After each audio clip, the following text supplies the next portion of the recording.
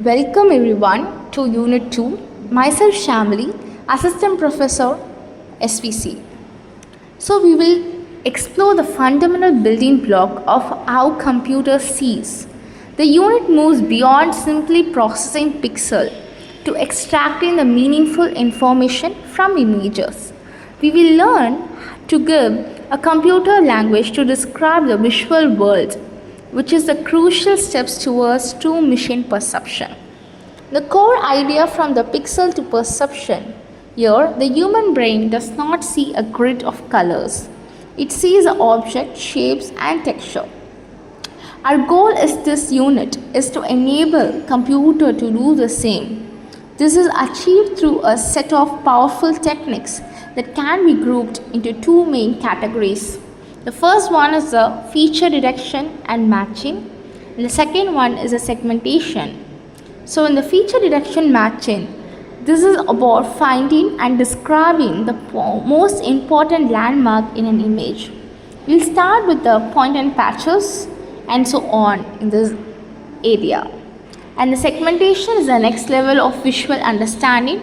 Instead of just finding a few features, segmentations is aimed to partitioning the entire images. So these are some of the interaction for these topics. Let's go into that. So let's start with how computer sees. So in this first session, I described it into three types: part 1, part 2 and part 3. The first part is that why of the features. So when you look at your friend's face, you don't process every single skin cells, right? You look for a key features, a unique mole, the corner of the eye, the shape of the mouth. These are the landmarks you see or you use to identify them. In computer vision, we give computers the same capability by teaching them to find and remember points and patches. A point is just a technique descriptively pixels locations like a sharp corner. A patch is a small area of pixels around it.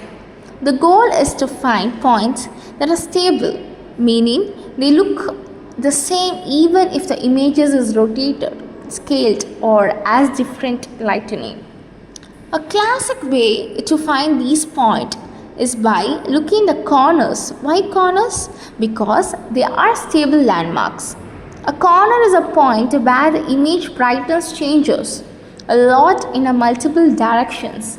I'll show you how a Harris corner detector finds these points by sliding a small windows over the image and measuring how much the brightness changes, as we've seen in today's meme template also. The second part is that how of the descriptors. So just finding a point is not enough. How do we remember it? We create a descriptors, a unique fingerprint for each patches that are used in a CIDs to find the thief. So this is a where the things get really interesting. Imagine you have two pictures of the same buildings, but one is taken from a different angle and it is a bit blurry. The computer need to find the same point in the both photos. This is a tough job, right? So that's why we use a powerful algorithm like SIFT and SIRF. The SIFT stands for Scale Invariant Feature Transform. It is a bit of a mouthful, but the concept is brilliant. It is find points and create descriptors that are robust to change in scales and rotations. It's like a superhero for features. We use here for a fingerprint matching. And the SIRF is a faster version of SIFT, often used when speed is priority. The another fast and a simple algorithm is, the name itself is FAST, F-A-S-T, which stands for Features from the Accelerator Segment Test. It is a high-speed corner detector, perfect for real-time applications like on a mobile phones or a robot. And what about the blobs? The blob detector is another types of features detections that look for bright or dark circular region in an image. I'll show you a quick diagram or an explanation of how these descriptors works and how they are enable the feature matching. which is a process of comparing the descriptor to find the same point between two images. So the part 3 is the last thing for the fit and matches, point and match. So why it's all this important? What can we do with it? The answer is a lot. The ability to find and match the point in the foundation for some incredible application. That is what about your phone's camera. When you create a photomatic or the panoramic photos, it's taking the multiple pictures and using the sift, as we discussed earlier, to find the matching point between them. It then uses these points to align an image and stitch them together seamlessly. That is a perfect real-time examples. This same technology is used in augmented reality, AR/VR, where the virtual object is anchored to a real-world object. It is also used in robotics for navigations and in object recognitions. It is a core of a computer's ability to recognize, track, and interact with the world.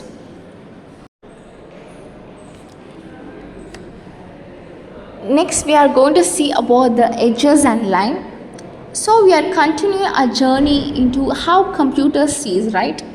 So we are talk about the points and the landmarks in an image. Now let's talk about the outlines. What gives a picture its structures, right? The edges and line. So what is an edge? An edge is a boundary where the brightness or the color of the pixel changes dramatically.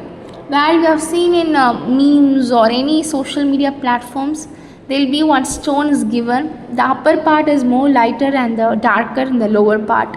The middle slide is a merge of those to find the color changes over that. So think of a black book or a white table. The line where they meet is a clear edge. To a computer, this change is a gradient, a measurement of how much the pixels values are changing and in what directions. The whole point of edge detection is to find these gradients and turn them into a clear or clean line. A simple way to do with this is a Sobel operators. It's quick and easy filters that highlights all the sharp changes, but the result can be a bit messy as well as thick. So for a much better result, we use the canny edge detectors. It is a gold standard and it's a multi-step process that are very smart. It first blurs the image to reduce the noise, then find the gradient thins the edge down to 1 pixel wide, and finally connects the broken edge segments. This gives us a clean, continuous outline of the object. So this is the first part of this topic, the edges and line. So the second part is that finding the line. Once we have our edges, we often want to find the specific shapes like straight lines. But how do you find a line in a messy image? This is where comes the Hog transform. It's a brilliant trick. Instead of searching for lines directly, it makes every pixel vote for all the possible lines it could be on. The line that gets the most votes, it's the one that actually there. So for instance, all the pixels on the single road line would all vote for the same line and it would get a very high score. The probabilistic Horde transform is a faster version of this, which helps with the real-time applications by randomly sampling pixel instead of checking every single one. So we are coming to the end of this topic, that is so what? So why this is so important again? So the ability is to find the edges and line in the foundational skill for the computer is to understand a scene. In a self-driving car, for instance, the computer does not need to know what a road is in a human sense. It just needs to know where the lines are. It uses Hove transform to instantly find the white or yellow lines on the road and uses the information to stay in the lane. This is a perfect real-time example for single algorithms or the simple algorithms that enable a complex task. The properties of these edges and lines, like their length and orientations, can also be stored as descriptors for more advanced tasks like object recognitions and robotics. The next things we are going to see about the image segmentations part by part. So the first part is the concept of the segmentations. Today we are moving from finding individual features on the line to a bigger concept. That's what we call as the image segmentations. So image in an image as a gradient or the giant grid of the pixels.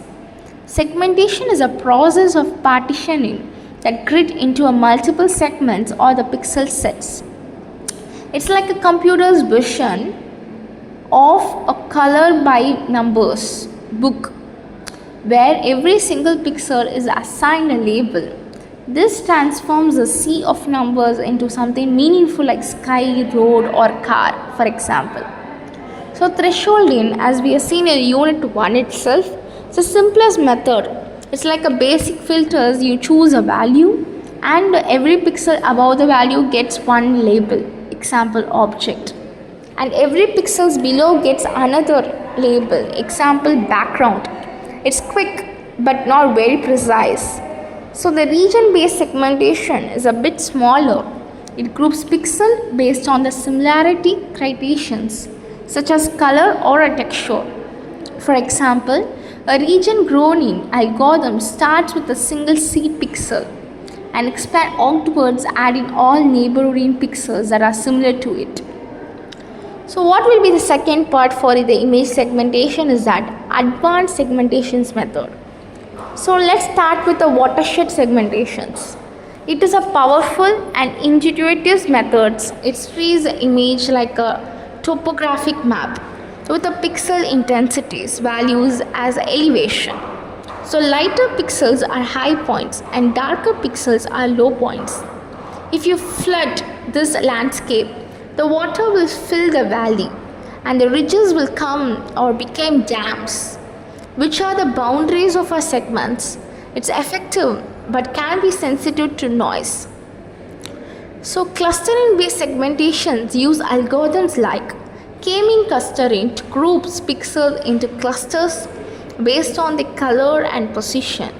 It's like sorting a pile of marbles by color without knowing how many colors there are be front end. So the algorithms finds the most common color groups and assign a pixel to them. There are two main goals for modern segmentation. The first one is the semantic segmentations. The task is to clarify or classify every pixel in an image to a corresponding class label, such as road, tree or a person, for example. It does not differentiate between the individual object of the same class. The next is the intersegmentations, where this goes a steps further by identifying and labeling each individual object. For example, it would recognize two different cars in an image and label them as a car 1 and car 2. And we are coming to the last part of this topic is that applications and evaluations. So why is segmentation so important? It is a core component in many fields. For instance, in autonomous driving or automatic driving vehicles, the car system must perform real-time semantic segmentations to understand its surroundings. It needs to know which pixels are the road, which are pedestrians, and which are other vehicles. In medical imaging, it is used to isolate specific automobile structures or diseases. A doctor can use it to precisely outline a tumor on an MRI scan or CT scans, so allowing for accurate measurements and treatment planning. This is a crucial real-time applications. Finally, how do we know if our segmentation is any good? We use the evaluation matrices, a common one in the IOU, intersection over union. We are studying in mathematics, which measure the overlaps between our predicted segments and the ground truth segment. The higher the IOU, the more accurate our segmentation is.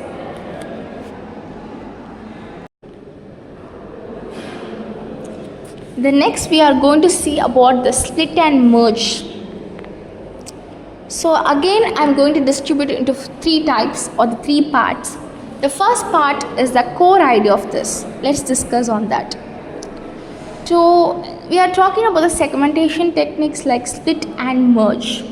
It's a method that both a top-down and a bottom-up approaches, which makes it quite unique. The core idea is simple. You first divide an image into smaller parts and then you put the similar parts back together. It is a recursive process that perfect for finding regions that are not fixed shapes like square or circles. So interactions. A simple and split and merge algorithm is a segmentation method firstly that first break an image down and then reassemble it based on the similarities. The split stage is that the first step is the split stage. We start with the entire image and check if it is uniform. This is based on homogeneity criteria. For example, we might check if all the pixels in the region have similar color or texture. If the region is not uniform, we recursively divide it into 4 equal subregions, creating a structure that can be represented by the quartet. So this process continues until all regions are homogeneous.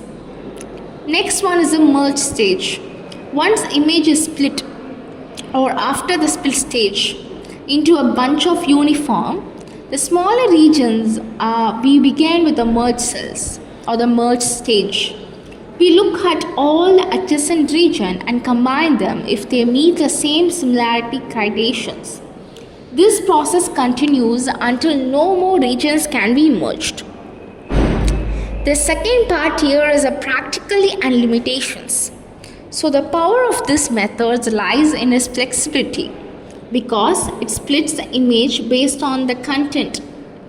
It can produce segments with arbitrary shapes, unlike methods that use fixed size grids. This makes it a great choice for segmenting objects with complex organic outlines. However, like any algorithms, it has some limitations. The computational intensive. The recursive splitting process can be very demanding on a computer resource, especially for a large, complex images. Second one is sensitive to homogeneity criteria. The final segmentation result is highly dependent on how you define. That's what we call as a uniformity. A bad choice can lead to over-segmentations, that is too many small regions, or under-segmentation, too fewer larger regions. The third part of this is that real-world applications. So where this method is actually used, why we are going to study about this. It is particularly useful in applications where the shapes of the segments are irregular and unpredictable. So a real-time example, I will say a great example is quality control on the manufacturing line. And automated systems can inspect a product surface for defects. If a defect is a different color or a texture from the rest of the product, the split and image algorithm. On other applications, I can say it is also widely used in remote sensing to classify the land covers types from satellite images. So for example, it can segment forest, water bodies and urban areas based on their spectral characteristics. So compared to other methods, that is other real-time examples or the computational intensities, there are some limitations. But while comparing with other methods, it's more flexible than a simple thresholding, as we have seen in the unit 1, but can be less precise than advanced segments like graph-based methods. It is a classic example of a powerful logical segmentation approaches. So that's what we have seen in this entire unit for the topic of that.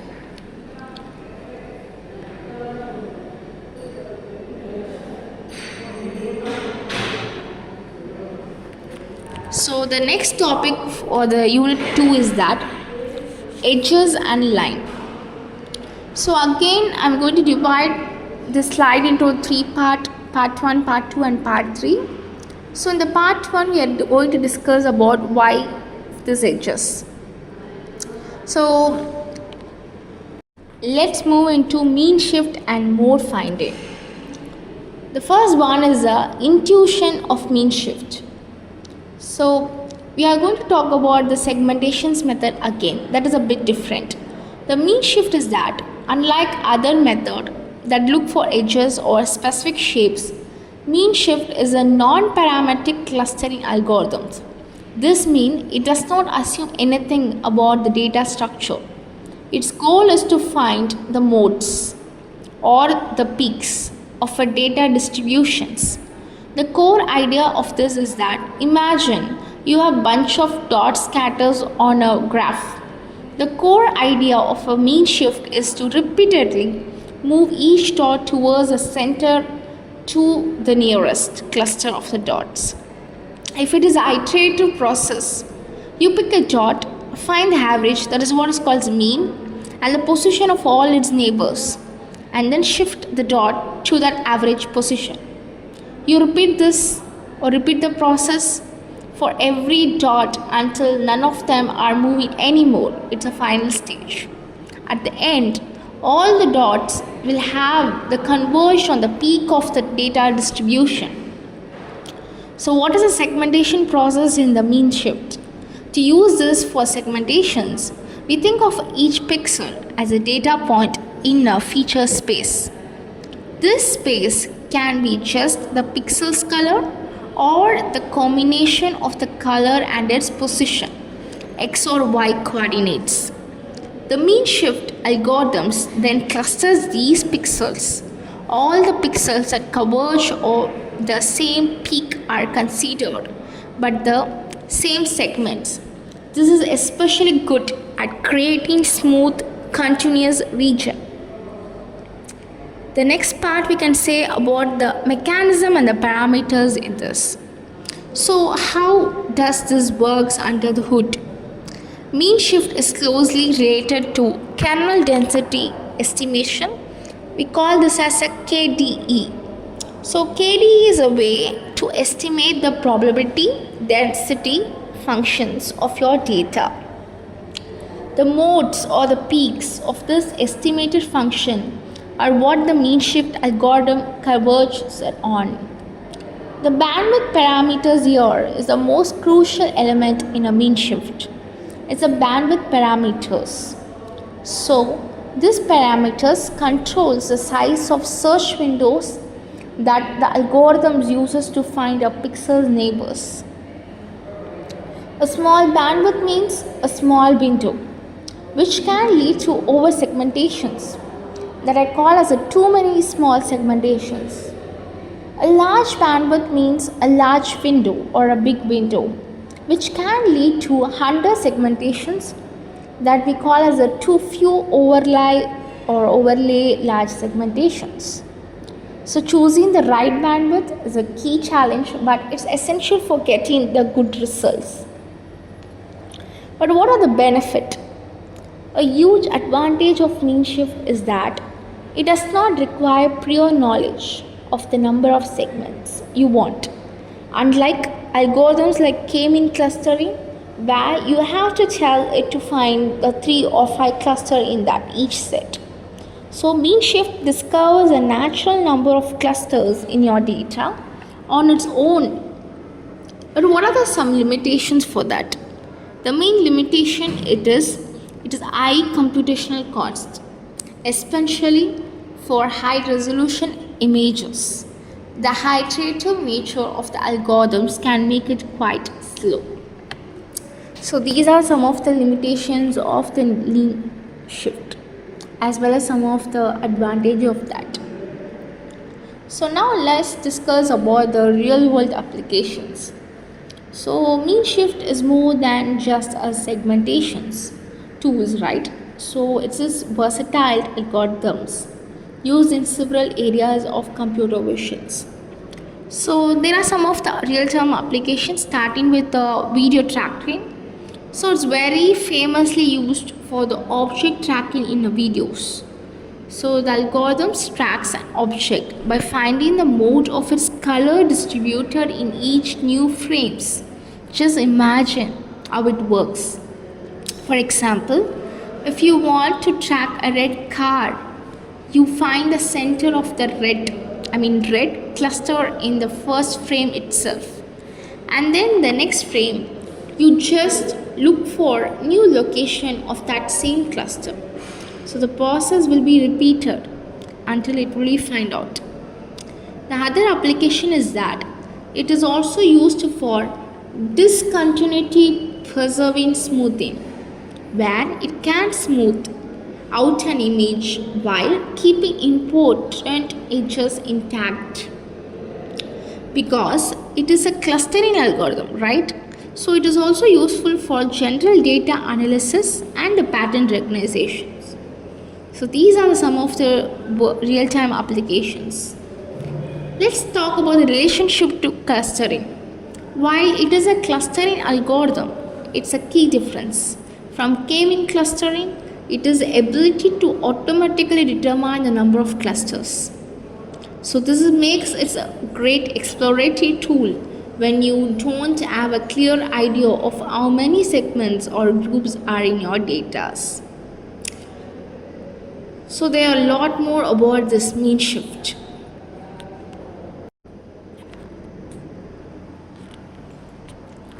So next we are going to see about the normalized cut. Again, I've distributed into part 1, 2 and 3. So in part 1, the intuitions of graph cut. So we are exploring on the normalized cut, which means a powerful and elegant method for image segmentations. It is a graph-based approach, of course. So which means we first need to rethink our images. So first one is about the image as a graph. So imagine your image as a vast networks or a graph connectivity. Each pixels is a tiny dot or a node in that network. The dots are connected by lines or we call as edges to their neighboring pixels. The key idea here is that the strength or the weight of these connections or the nodes connections reflected how similar the pixels are. For example, two pixels that are same color would have a very strong connections, while two pixels of different color would have a weak connections, right? So the cut criterions here. Our goal is to segment the image by cutting this graph into a different pieces. A good segmentation is one that separates the dissimilar regions. So a good cut is one that serves only the weak connections. We call it as a low cost, while leaving the strong connections intact. The problem with the simple cut is that the most straightforward way to do this is to find the minimum cut, the one that has the lowest total cost. However, a simple min cut can be problematic. It might just cut off a single or isolate the pixels because it is so easy to do so. So the result in a very unbalanced way and unhelpful for segmentations. The part 2 of this slide is that the normalization cut solution. So here, this is where the genuine of the normalization cut comes in. It solves the unbalanced cut problem by changing the objectives, right?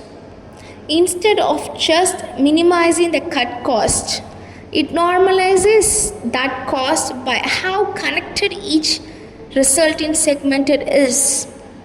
The forces that the algorithm to find the cuts and create the balanced partitions. Imagine the cuts. So now the normalized cut objective is the algorithm's objective is to find or defined by a simple yet powerful formula. It look for a cut done as a low cost relief or relatives to the total connections within each segments. This encourages segments that are well connected internally while being weakly connected to each other. So next we say about the mathematical solution. The solution is to this problem is to found through a simple algorithm instead of it's found by solving a generalized A value problem. This mathematical approaches might sound complex, but the important takeaway in this that the algorithms find the optimal cut by analyzing the eigenvalue or the eigenvectors of a special matrix derived from the graph, or we studied in a mathematical problem itself. The second smallest eigenvectors gives us the best way to split the graph into two segments. So let me explain about the steps. The process is follows. First one is a construct the graph from the image, where pixel similarity determines edge weight. The second one is to set up the mathematical problems using the graph properties. And the third is to solve the eigenvalue problems to find the optimal eigenvectors. The partitioning the graphs based on the signs of the eigenvalues basically. So these are some of the process or the steps involved in this. And the third part of this slide is that practically and applications oriented. So we have seen about many things, but what are the benefits of the normalized cuts are significant. It produces a good globally optimal partitions as we discussed before. So meaning it finds the best possible segmentations, gives the graph structures. The resulting segments are coherent and visually pleasing. But there are still some limitations over that. However, there are trade-off. The process of solving the generalized eigenvalues problems is very computational expensive, especially for a large images. This makes normalized cut unsuitable for real-time applications where speed is a critical. Because of this, it is really unsuitable for the real-time applications. But there are still some real-time examples. Despite its limitations, it is a highly effective for non-real-time tasks.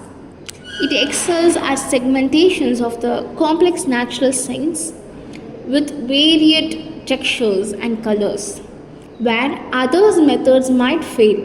For example, it can beautifully segment a landscape photo with distinct regions of grass, trees and skies. So this is the best way of the normalized cuts so far. So what are the applications? The normalized cuts remains a seminal paper in a computer visions and is widely used for image and video segmentations, particularly in academic research and applications where high accuracy is more important than speed. It laid the groundwork for many subsequent graphs and spectral clustering methods.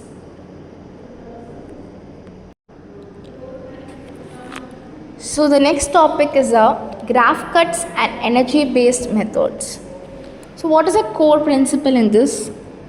So one of the most powerful framework in computer vision is graph cuts and energy based methods. The core idea is simple.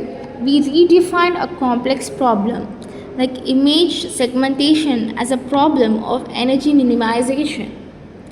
Think of it like this: the computer's job is to find the solution that has the lowest cost or energy with a minimum effect, right? So, the energy minimization framework is that cost is defined by the energy functions. That are the two main components.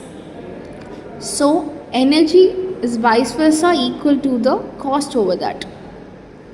So, the data terms here is that this part of the energy measures how well the segmentation fits the raw image data. For example, if you are trying to segment a car, this term penalizes us for the labeling a bright car colored pixels as background. It ensures the solution in true to the image. The next is a smoothness term, right? This part of the energy penalizes the solution that have jagged or non-smooth the boundaries. It encourages the pixels that are to each next to have the same label. Example, a car or a background, unless there are good reason for them to be different. This makes the segmentations look natural and coherent. The final segmentation is the one that minimizes the sum of these two terms. So let's talk about the graph presentations here. So this is where the magic happens, right? We can model this energy minimization problem using a graph. So what are the components in graph? Nodes, special nodes, edges. So nodes is nothing but every pixel in image becomes a node in our graph. So what is a special node? We have two special nodes, a source.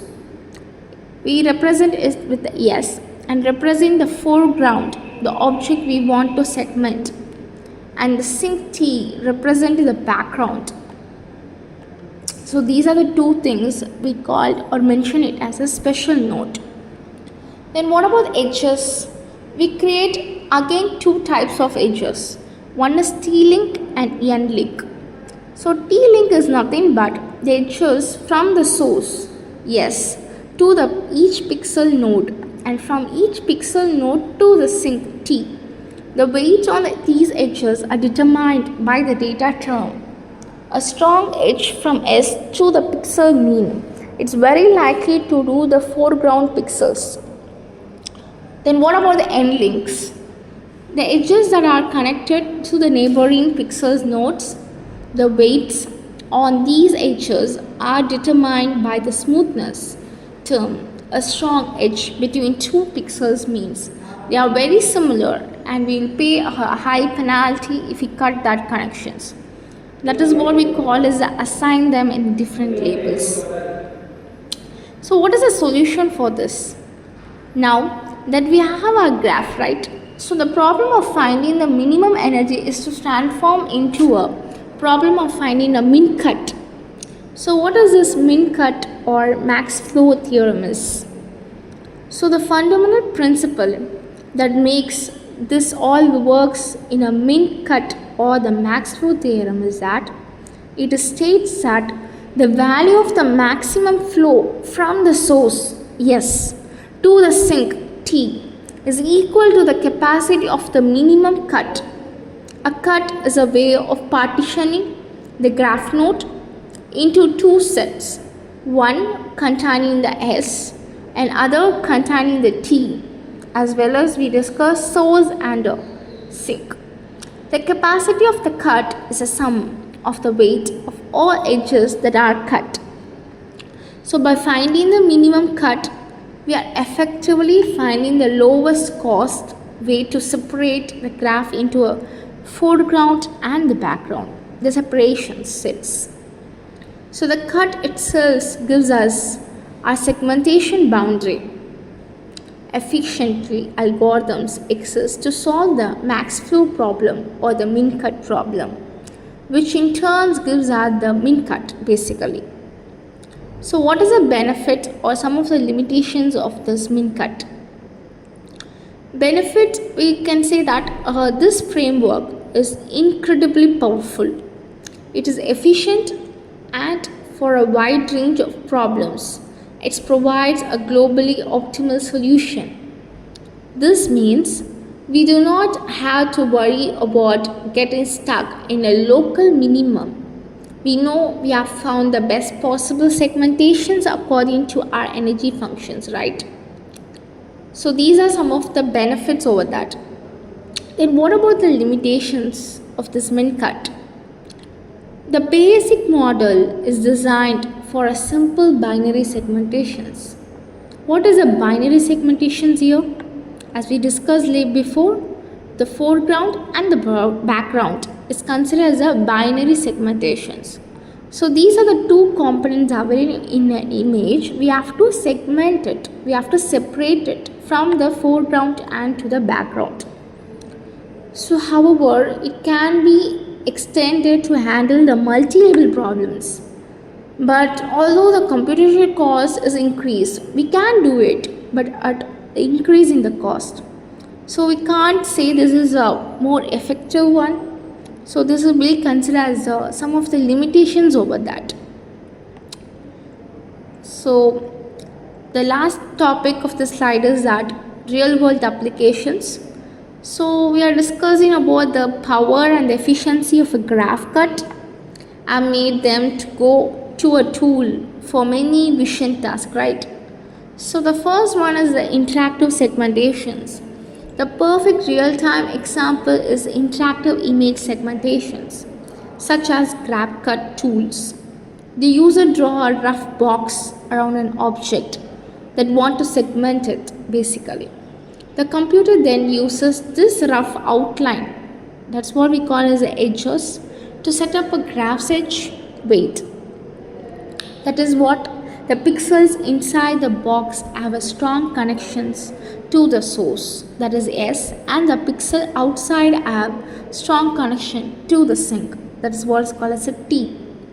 So the algorithm then quickly find the min cut to create the pixels or the precise professional looking segmentations. So this is one of the most important real world applications for this min cut. Then what about the other applications here is that beyond segmentation, the energy minimizations framework is widely used for image restorations. We have seen the unit 1 itself. So what is that? It is removing a noise or a blur from the image by defining an energy function that penalizes solutions that are inconsistent with the original images and are not smooth, right? Then what about the next application is the stereo matching. We are using a fingerprint.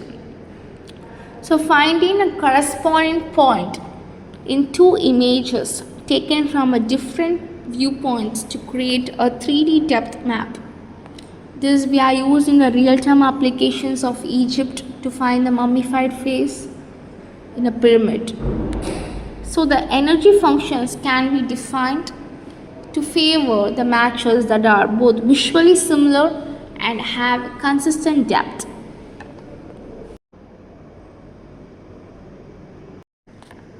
Applications of feature detections and segmentations. So we have spent time learning the core techniques of the computer visions, right? So how to find the points, edges and segmentations we have seen a lot. Now let's explore why these skills are so vital. These methods are not just academic exercises, or they are the foundation for some of the more exciting technologies in the world. Let's see some of the applications in the real world. First one is the atomic vehicles or the autonomous vehicles.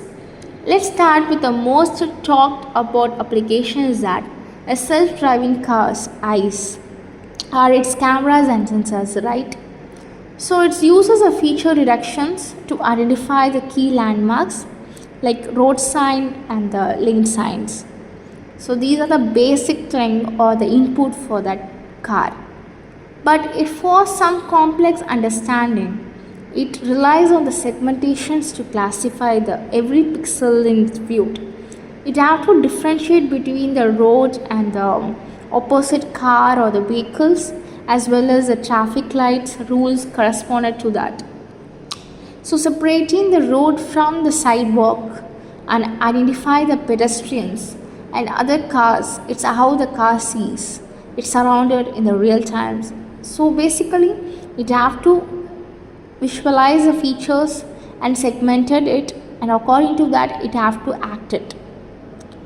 So what about the medical images where we are using? In medicine, segmentation is a lifesaver, as I say. It allows the computers to precisely outline the organs, examples x-rays, the tumors or other anomalistically structures in an MRI scan or a CT scans. Example, brain tumor, many things so on. So this helps doctors with diagnosis, allows them to measure the tumor size and plan surgical procedure with incredible accuracy. So this is a crucial high-stake applications where precision is everything. Even starting from the operations to detections, everything, we have to more accurate and precise over that. Then third is the robotics. So robots need to see to interact with the world, right? We talk about AI, types of AI where actuators act and defend over that. So these use the features detections for navigations and to identify the objects to grasp. For example, a robot in a factory can use a fast corner detections to quickly find a specific part on the conveyor belt and pick it up fast. So this is a key part of the stimulation, localization and the mapping. We call it a SLAM, stimulation, localizations and the mapping, where a robot builds a map of its environment as it moves through it. So these are some of the foundational applications. But there are still many more applications in a creative and a practical applications too. So beyond the big and obvious examples, these techniques have found their way into many everyday and specialized applications. Let's talk about the augmented reality AR, VR. Have you ever used an AR app that places a virtual object in your rooms? Or we can say some of the games over that to visualize the Jurassic Park or maybe the past years over that. So and it stays perfectly in place. That's because it uses SIFT algorithms and the surf feature algorithm to recognize the real world objects. And the anchor and the features or the virtual content of them was distributed using these two algorithms. The app finds unique points on a surface like a tabletop and uses them to keep the virtual object stable no matter how you move your phone or grab it. So the image editing is that the interactive tools like, for example, GrabCut in a photo editing software shows how powerful the graph cuts can be. A user draws a rough outlines around the person and the algorithm uses an energy-based models to find the most accurate segmentations effortlessly, removing the background. So next we can say about the video surveillance. So in security, these techniques are used to automatically track subjects. We have some night vision cameras or morning vision camera where we can capture the 360 degrees also. So that segmentation and trackings are combined to identify a person of interest and follow their movements in a crowded areas which can be greatly assistant in a security analysis. For example, in bank, if there is any movement or the motion captured, it will directly take the picture of that images or the surroundings in all 360 degrees. So the content based image retrieval is that when you search for an image, The results are often based on more than just keywords. So the systems uses features descriptors to find images that are visually similar to your query images, which is invaluable for a wide range of fields from police database to hard history. The next one we can say about the specialized and emerging applications. Finally, let's look at some other important applications that highlight the versatility of these methods. So first one is a quality control. In manufacturing, every product needs to be perfect. The computer vision systems on a production line use segmentation to inspect product from the defects like line cracking, or tiny cracks, patches, or the scratches or misplacement parts. This automated process is much faster and more accurate than the human inspectors. Then what about the satellite image analysis? So analyzing the satellite photos is a huge task, right? But segmentations makes it manageable, a part by part, instead of taking all of one. If you are segmented and do the work, it is a more manageable task when compared to the other. It helps to classify land use, identify the architecture field, track deforestations or the desert area or the river area. Like that it will be segmented and separated or monitor the changes in the urban areas over the times. Then what about the facial recognitions? At its core, the face recognitions relies on the feature detections. It can be OpenCV or any PyCharm, anything. Feature detection is a main task of the face recognitions. So algorithms finds key features on a face, like the corner of the eyes and the tip of the nose, and use them to align the face and then recognize it. This is a classic example of these methods in actions. Facial recognition is used in a wide range for security purpose or authentications and so on. So this is a classic example as I tell because it's used in everything from phone security to the law enforcement. As you can see, the ability to detect the features and the segmentations and image is not just a technical skill. It is a foundation of a huge range of applications that are shaping our world, right? So this is more than just an applications. There are so on in this. You have to study more and more on this. But there are still some limitations over that. Let's see about that. The limitations of traditional methods is that first we will see about the environment and contextual limitations.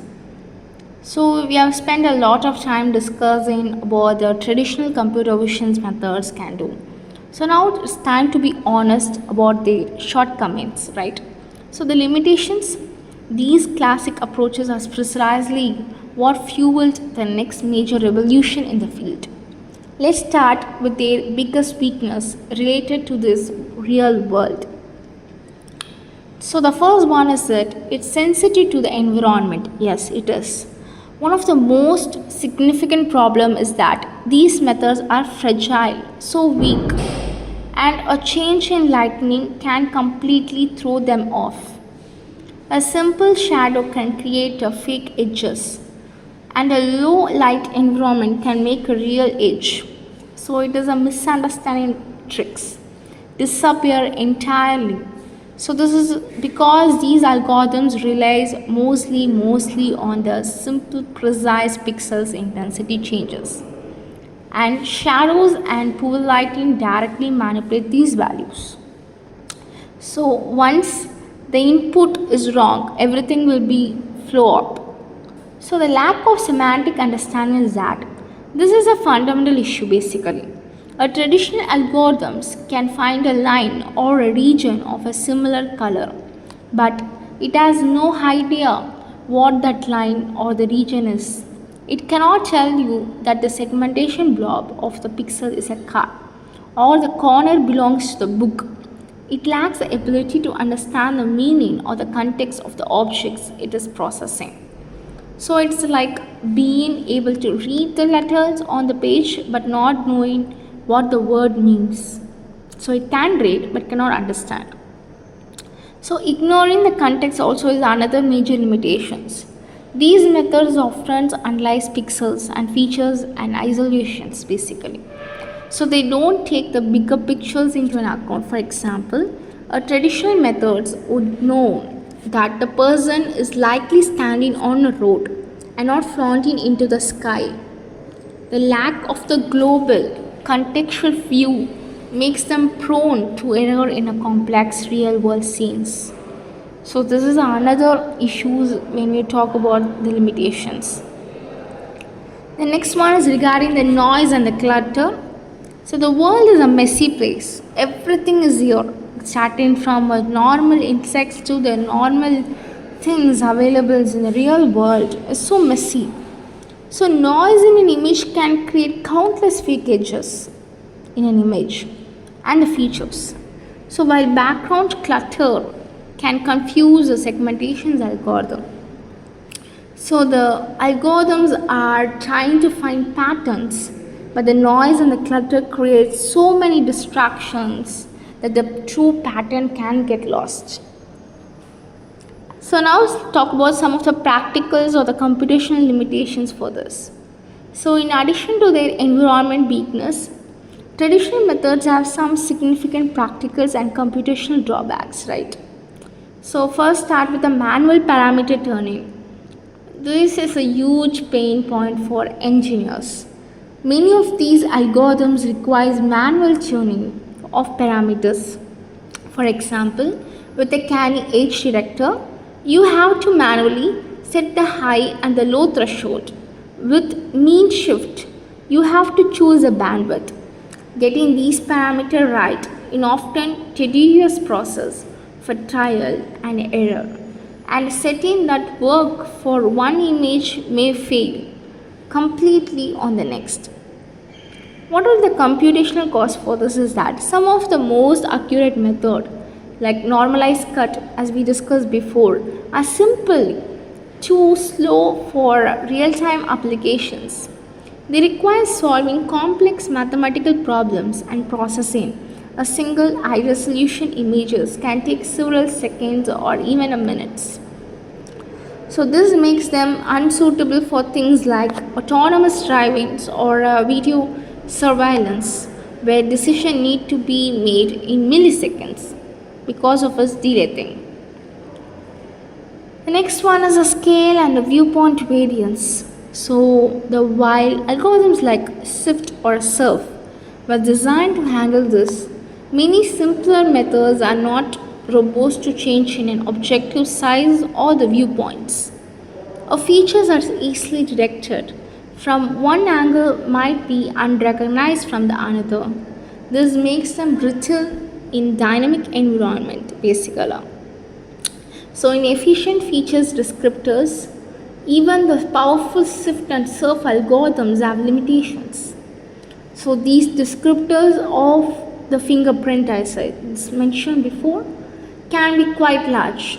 This makes them computationally expensive to match and can be a problem for devices with limited memories also, like a small robot or a mobile phone we are using, so on. So these are some of the limitations. Added to that, over and under segmentations is also one of the problem here. When it comes to segmentations, the classic methods often struggles to find the right level of detail. A method like split and merge might either produce too many tiny meaningless segments that we call as over segmentations or to fail to separate incentive objectives basically. So that could be a different like under segmentations. The next one is the binary nature of a graph cut. Finally, while graph cuts are incredibly powerful for energy minimization, the basic model is designed for binary segmentations. Separations of foreground objects From the background, as I told about the two components in an image, foreground object as well as a background. So the extent in these framework to handle the multiple labels. Example, a segment in a car, a person, and a tree all at once from an image. It's a complex and a computational challenges over and over again. So far we have discussed about some of the limitations and challenges over this, but there is some changes and evaluation in this field. So as well as the future things for this technologies also, we'll discuss on that. So the changes and evaluation of the field is that we have talked about the limitations of the traditional computer visions. Now let's explore the revolutionary changes that have addressed these problems and transformed the field. The biggest shift has been the move from the handcrafted features to the learned features. So the shift from the handcrafted to learned features is that in the past we have manually designed algorithms like SIFT or CANI to find the specific features. Today we are trained with the CNN models, convolutional neural networks, on a massive data sets, and they have learned what useful features is on their own. The networks automatically discovers a hierarchy of features from a simple edge in the first layer to complex objects in the deeper layer. So end-to-end solutions.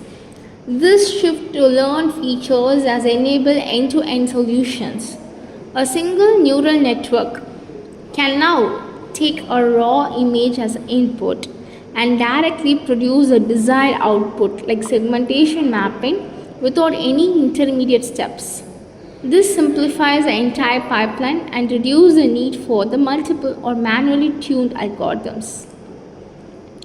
Improved robustness is that because CNNs learn features from a huge variety of data, they are far more robust to variations in lighting, textures, and oscillations than the traditional methods.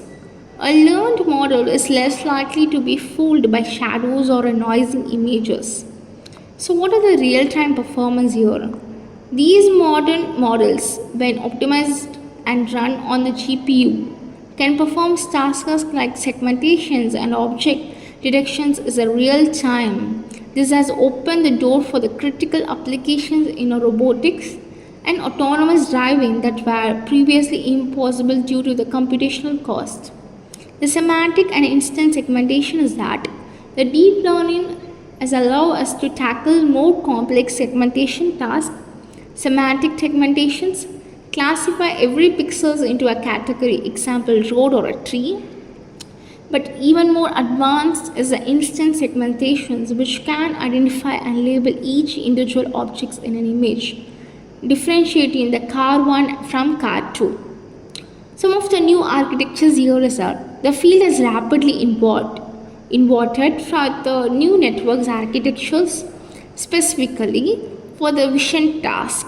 The unit architectures, for example, is famous for its use in medical image segmentations, while the mass car CNN is a state-of-the-art models for instant segmentations. So these are some of the changes for the future trends. There are also some future directions on the ecosystems.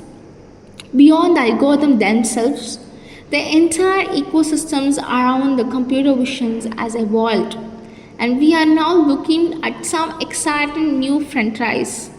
So open source frameworks like the widespread availability of a powerful open source libraries like TensorFlow, PyTorch, or OpenCV for facial recognition as democrators the field. So these frameworks provide pre-trained models and tools that allows the developer to build advanced vision system without having to start from the scratch. So this are all added advantages. What about the hybrid model?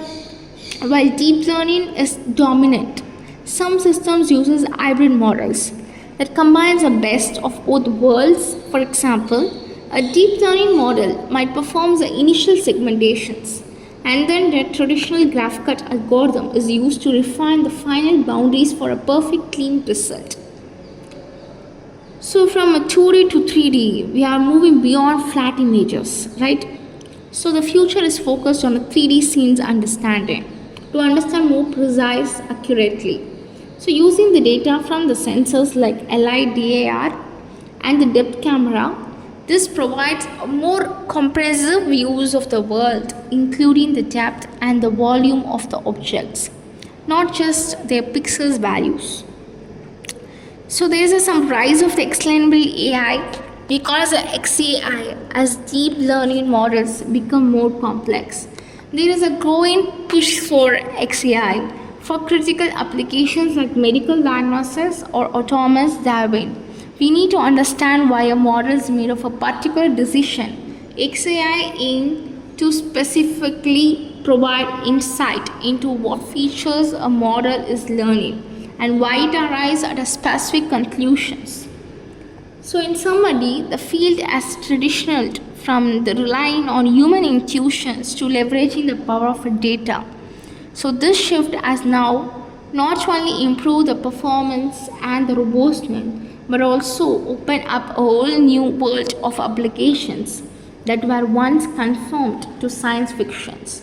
So the future will not be about creating even more intuition, reliable and intelligent vision systems.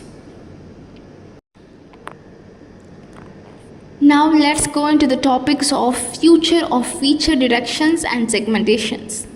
So we have discussed about the 2D and 3D images. So beyond 2D images, we have spent a lot of time in this. But this field is moving at an incredible pace. The future is not just about analyzing flat 2D images. It's about building systems that are truly understand the world is a richer, more human-like way. This session will explore the most exciting frontiers. So the 3D scenes understanding. The next frontier in moving beyond pixel to 3D scenes understanding, as we discussed before. The future system will not just look at a single image, but will process the data from the multiple sources like LiDAR or RGBD cameras, which captures the colors and the depth, and multi-camera systems. This allows for a real-time 3D segmentations, giving us a more comprehensive understanding of a scene's geometry, volumes, and relationship between the objects. This is critical for applications like autonomous, navigations, and robotics, where knowing the object's distance and the size is critical. The multimodal fusion is to achieve these robust understanding. Future system will rely on the multimodal fusion. So this means combining the information from different types of the sensors. Think of it like a human using their eyes and ears to understand their surroundings, just like a sensors. The self-driving cars of the future will fuse data from the cameras for color and texture, LiDAR for the precise distance, and the radar for motions and bad weather directions to create a single and unified and more reliable pictures on the environmental. So the dynamic and the temporal segmentation is that the world is not just static, it's constantly moving, or its traditional methods often treat each images from an isolations. So the future is of visions is dynamic and temporal segmentations.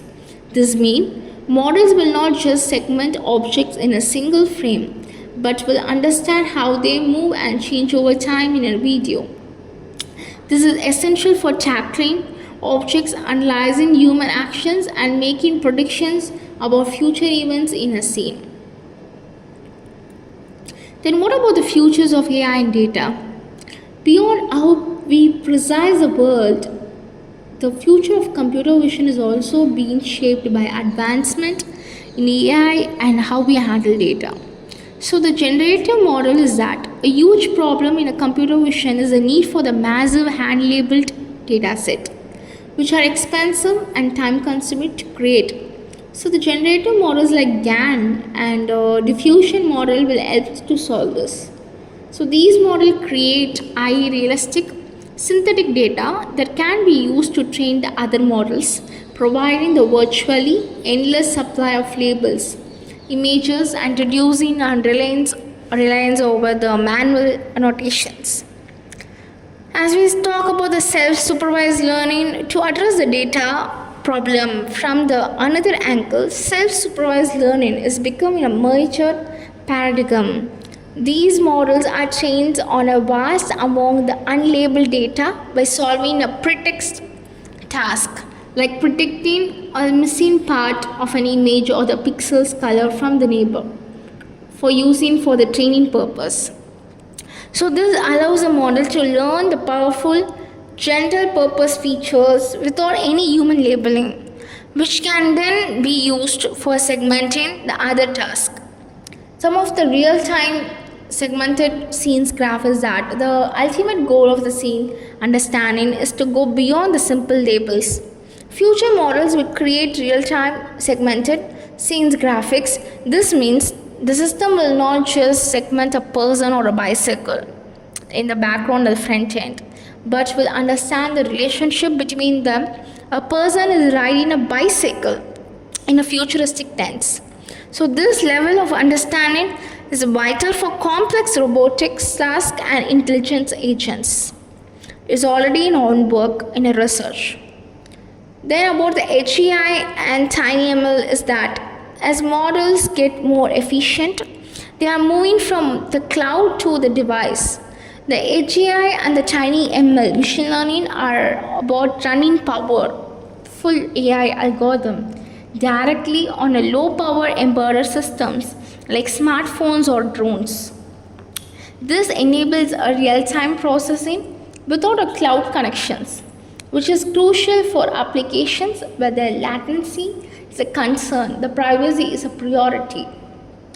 So we talk about the XAI, explainable AI, for safety critical applications like autonomous driving. We cannot have a black box and that just makes a decision. We need to know why.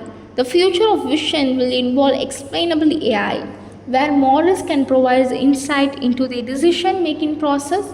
This builds public trust and help the engineer to identify and correct the errors.